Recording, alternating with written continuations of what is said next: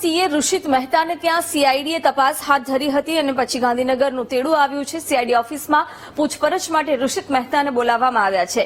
BZ ગ્રુપના account સાથે કેટલા રૂપિયાની લેવડ દેવડ થઈ તે અંગે પણ પૂછપરછ હાથ ધરવામાં આવશે। ગઈકાલે મોડી રાત સુધી ઋષિત મહેતાના ઘરે સીઆઈડીની ટીમે તપાસ કરી હતી।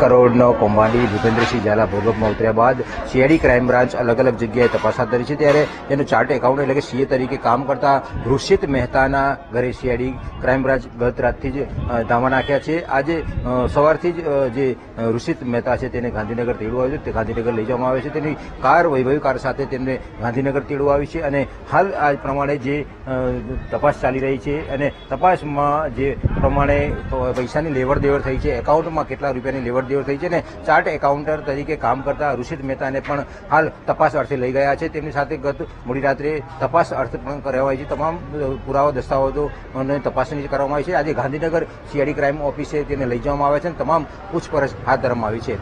કેમેરામેન રાજકમલની સાથે સંદીપ પટેલ, વીટીવી હિંમતનગર।